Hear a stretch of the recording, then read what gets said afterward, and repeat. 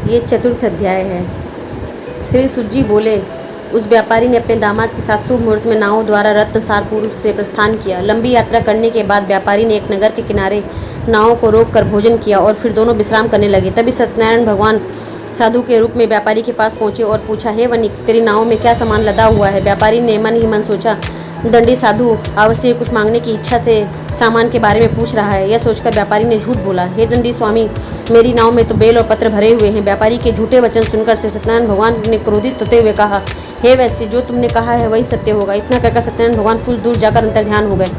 उधर व्यापारी दंडी साधु को वहां से खाली हाथ लौटाकर बहुत प्रसन्न हुआ। लेकिन जब व्यापारी ने अपनी नावों में बेल और पत्र भरे हुए देखे तो वह जोर जोर से विलाप करने लगा और मन ही मन अपने झूठ बोलने पर प्रायश्चित करने लगा। रोते हुए व्यापारी मूर्छित हो गया। कुछ देर बाद जब उसकी मूर्छा नष्ट हुई तो वो फिर विलाप करने लगा। तब उसके दामाद ने कहा, आप इतना दुखी मत होइए, यह सब उस दंडी साधु के शाप के कारण हुआ है। अब वही दंडी साधु ही हमें इस विपत्ति से छुटकारा दिला सकता है। दामाद के वचन सुनकर व्यापारी दंडी साधु की तलाश में चले गया। कुछ देर ढूंढने पर उसे एक वृक्ष के नीचे दंडी साधु के रूप में सत्यनारायण भगवान मिल गए। व्यापारी ने दंडी साधु के चरणों पर गिरकर झूठ बोलने की क्षमा मांगी। दंडी स्वरूप नारायण भगवान बोले, हे वनिक पुत्र, तेरे बार बार झूठ बोलने के कारण ही मैंने तुझे इतना दंड दिया है। तूने बार बार सत्यनारायण भगवान की अर्थात मेरी पूजा करने के लिए कहा, लेकिन कभी पूजा नहीं की। व्यापारी ने तब हाथ जोड़कर कहा, हे भगवान, आप तो दीन दुखियों के कष्ट दूर करने वाले हैं, सबकी मनोकामनाएं पूरी करते हैं। मेरी इस गलती को भी क्षमा करें। आपके रूप को तो ब्रह्मा भी नहीं जान पाते, फिर भला मैं अज्ञानी कैसे आपकी लीला को समझ पाता। अब मैं जीवन में कभी झूठ नहीं बोलूँगा, सदैव ही श्री सत्यनारायण भगवान का व्रत और पूजा किया करूँगा। आप मुझ पर अनुकंपा करें। व्यापारी की क्षमा याचना सुनकर दंडी साधु ने उसे क्षमा कर दिया। उसी समय व्यापारी की नाव में भरे हुए बेलपत्र और धन धान्य में परिवर्तित हो गए।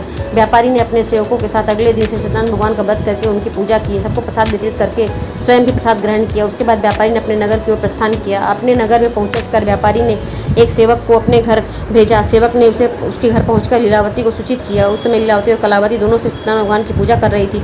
पति और दामाद के लौट आने का समाचार सुनकर लीलावती ने पूजा पूरी करके प्रसाद ग्रहण करने के बाद लीलावती से कहा, बेटी, मैं नदी किनारे जा रही हूँ, तो घर का काम पूरा करके आ जाना। कहकर लीलावती नदी की ओर चल पड़ी। परंतु कलावती पति से मिलने की खुशी में प्रसाद ग्रहण किए बिना ही घर से निकल गई।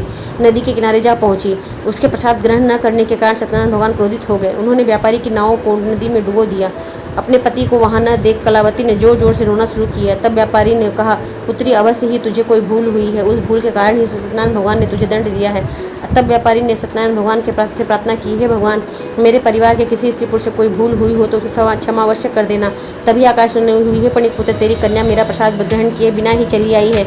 यदि अब वह घर पहुंचकर तेरी कन्या प्रसाद ग्रहण करके वापस आए तो उस पति के दर्शन होंगे और डूबी हुई नाव भी जल में ऊपर आ जाएगी। कलावती ने वैसा ही किया। उसके प्रसाद ग्रहण करके वापस लौट आने पर नावें जल के ऊपर आ गई। दामाद भी सुरक्षित नदी से निकल आया। घर लौटकर व्यापारी ने अपने परिवार और बंधु बांधवों के साथ मिलकर विधि अनुसार श्री सत्यनारायण भगवान की पूजा की। उसकी सभी मनोकामनाएं पूरी हुई और वह आनंदपूर्वक जीवन यापन करता हुआ विष्णु लोक को चला गया।